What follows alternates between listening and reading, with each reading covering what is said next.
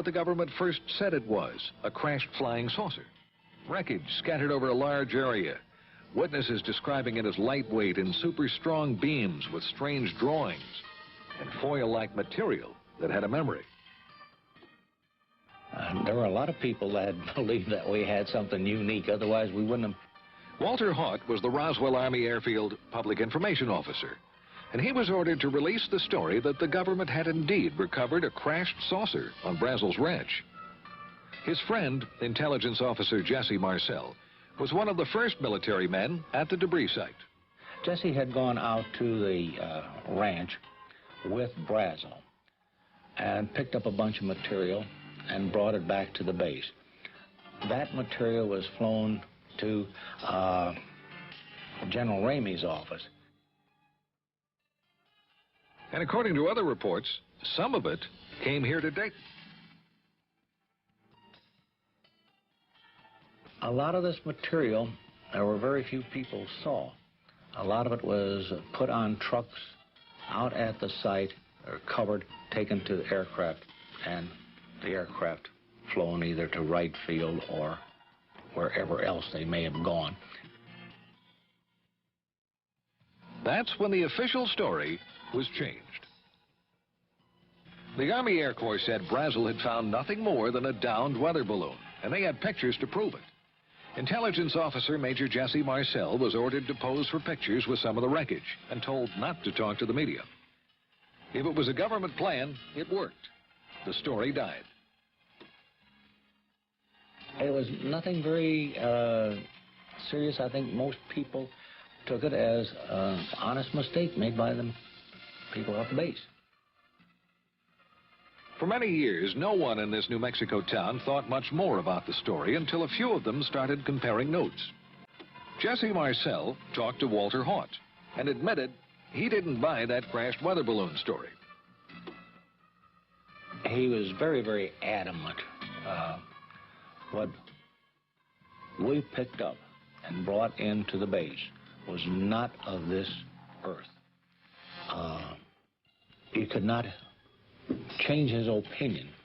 This was not of this earth. We don't have the technology to develop anything like this. Materials that were so thin they were like foil that you could crumple up in your hand, and when you released it, it went back to its original form. Had a memory built in it. Go ahead and get out of here, and get out of here as fast as you can. And in a rare interview, mortician Glenn Dennis told me he remembered getting some strange calls from the base mortuary officer around the time of the Brazel discovery. He called one to know, he said, "What's the smallest size hermetically sealed casket that you keep in stock?" And then again, here again, I said, "Hey, what have you guys got out there?"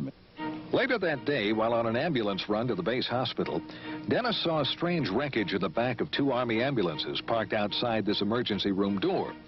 And an Army nurse, who was a close friend of his, told him that she had been part of some strange activities going on in the hospital that day. And what they wanted her to do was write down what they were doing. And on one gurney, there was a crash bag that had 2 small, little, very mutilated bodies. And then on the other gurney, there was a crash bag there that was unzipped, and it had a little body, she said, that was almost complete. It hadn't been mutilated. She claimed they were doing an autopsy on that one, a body that was not like anything she had ever seen before. She described some very unusual features that were not human. It only had 4 fingers, and on the tips of it were little pads, and then it looked like very small, minute little suction cups. And they described the arm as much larger here from the human, and a very short joint up here, and the head was very large. The eyes were very sunken in. But what were they? Dennis was told by a high-ranking military officer that they were indeed something special. He said the bodies were definitely aliens. All right, so what did Mac Brazel really find out in the desert? The weather balloon doesn't carry passengers, and it wasn't all that secret. And where did the bodies come from? What about those reports as well that both wreckage and alien bodies were shipped to Wright Pat? Well, coming up, we'll try and track down exactly what was and was not shipped here. and why the Roswell case is still under the microscope after all these years. Plus, we're going to find out what the Air Force has to say on this possible alien encounter. Again, it's started attracting real attention around 1979, when some well-established researchers, including Stan Friedman, Bill Moore, Kevin Randall, and Don Schmidt, started to dig into the story. Witnesses talking about another crash site miles from the Brazil Ranch and alien bodies. Also, rumors of a Wright-Pat connection grew. This teletype from the FBI office in Dallas to the one in Cincinnati mentions a disc and balloon being sent to Wright Field for examination.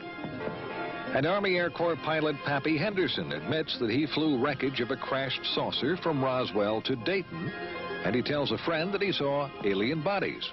The question is today, 1994, where is the material?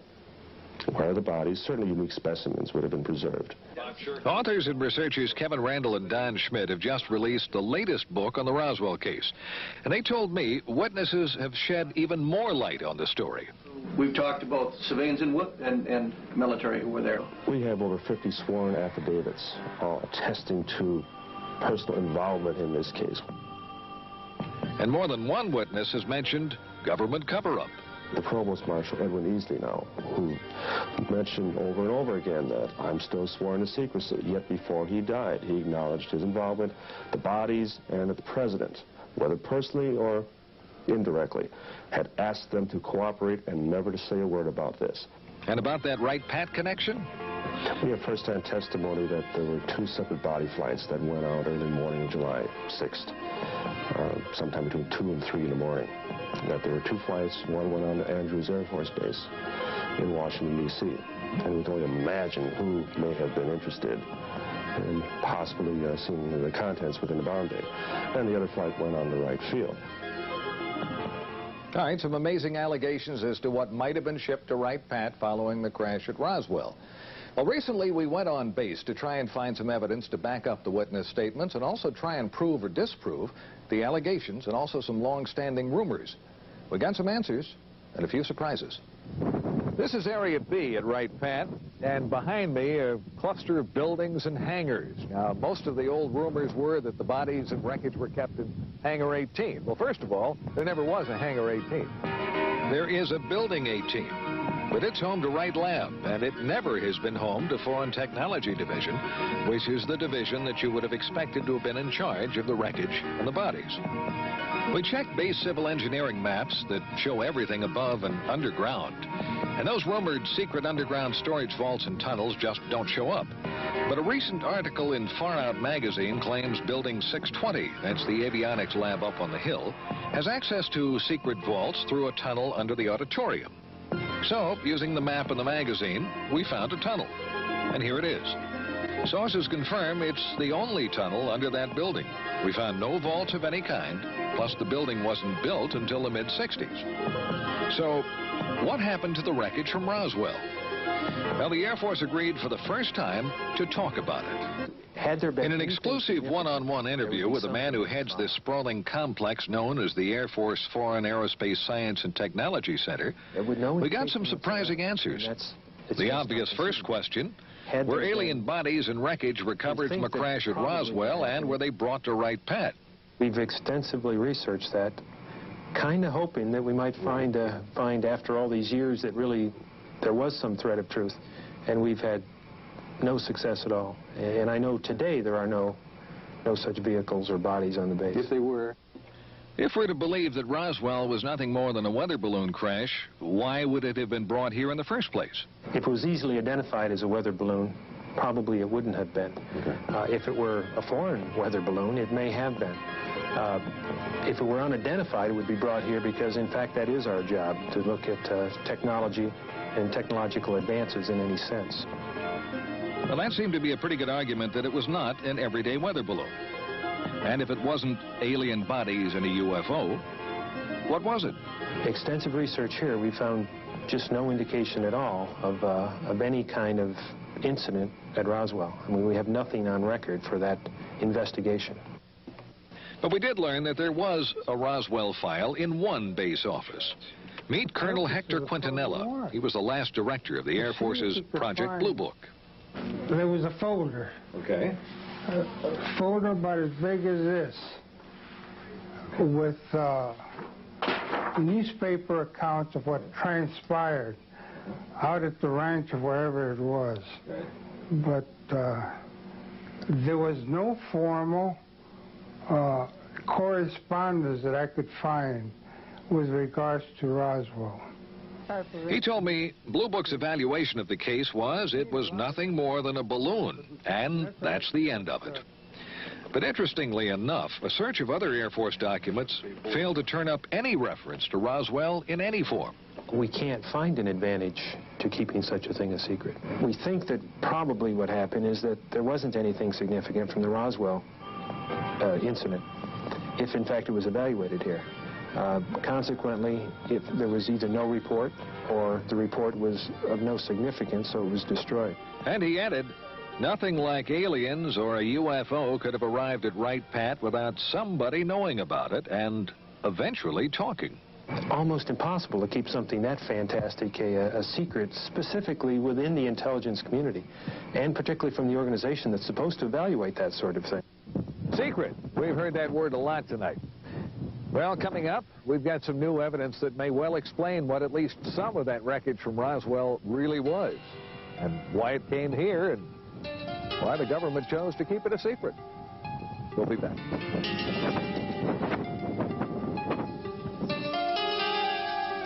The official story was nothing more than a weather balloon that crashed near Roswell, New Mexico back in July of '47. And there are as many theories as there are UFO investigators, but every one of them agrees on one fact. Something unusual crashed right here on Mac Brazel's ranch near Corona, and the government covered it up. And they also claim more wreckage and bodies were found at other locations.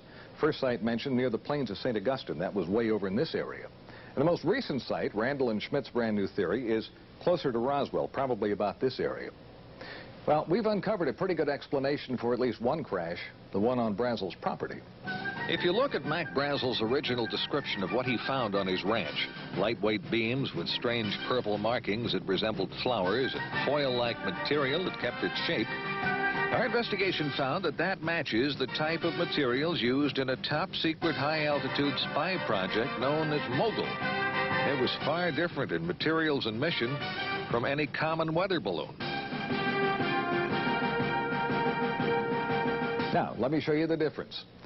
Coming up is a drawing of a Mogul weather balloon, one of the configurations. A lot of balloons, suspended pieces down here, exotic materials, and from top to bottom, it stretched over 600 feet.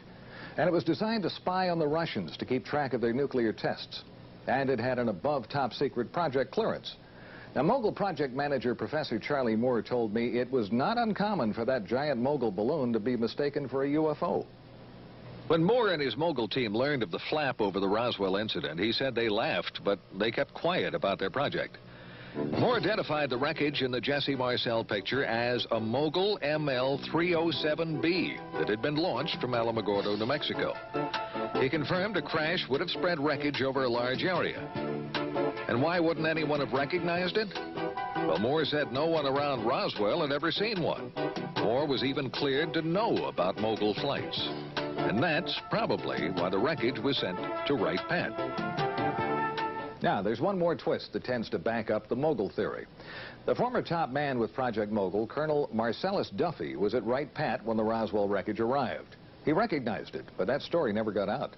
According to another former Mogul officer, retired Air Force Colonel Albert Trukowski, Colonel Duffy could not talk about it because of the secrecy. So, if it was a giant Mogul spy in the sky that went down on Brazel's ranch, something else must have crashed nearby, something with small passengers. Mogul officials can't explain that. Well, more than a few witnesses claim they saw bodies. Like a man identified as a former Air Force physician who related what an intelligence officer told him about strange bodies and a Wright Pat connection. Beings on that spacecraft, he relates, were not anything that he could identify from our planet. They did not appear like any human being he'd ever see, but they were obviously not anything else. They obviously were living human beings, and some of them were injured, most of them were dead. They were taken by he and a number of other individuals to Wright-Patterson Air Force Base at that particular point in time, and he said they were put there for later evaluation, identification, examination by the Air Force and by the military. Now, when we come back, possibly the first physical evidence that more than just wreckage from a top-secret project came to Wright-Pat. Plus some pictures that could prove UFOs are real.